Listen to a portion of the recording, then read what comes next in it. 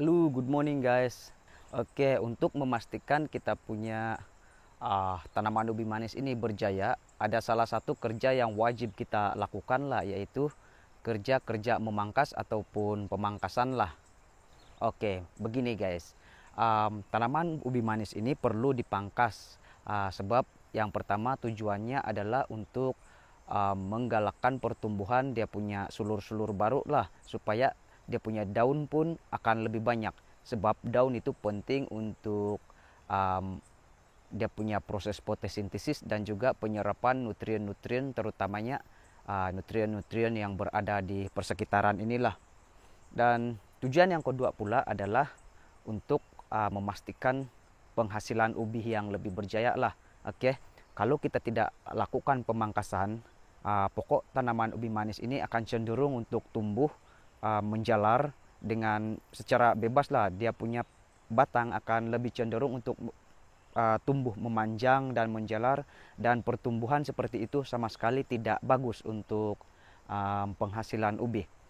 Dan untuk memastikan penghasilan ubi yang berjaya, kita kena pangkas mana-mana batang yang menjalar itu supaya dia lebih tertumpuk kepada penghasilan ubi lah, berbanding kepada dia punya pertumbuhan batang. Untuk tujuan yang ketiga pula, kita melakukan pemangkasan ini untuk kita punya kebersihan batas lah. Apabila kita sudah melakukan pemangkasan ini, kita punya batas akan lebih bersih dan kemas lah. Oke.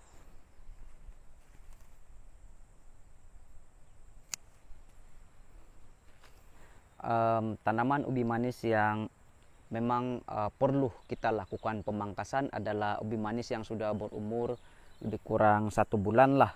Dan di batas-batas di kawasan ini dia punya tanaman ubi manis sudah berumur dalam sebulan lebih, dan memang sangat perlulah kita lakukan pemangkasan, memandangkan dia punya batang-batang utama ini sudah mulai tumbuh memanjang, dan dalam masa yang sama dia punya sulur-sulur baru ataupun tunas-tunas baru juga sudah mulai tumbuh di setiap ketiak-ketiak daun.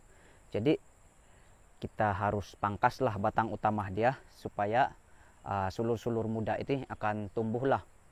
Dan ini dia punya batang utama yang panjang ini, jadi kita lakukan pemangkasan lebih kurang sejengkal lah.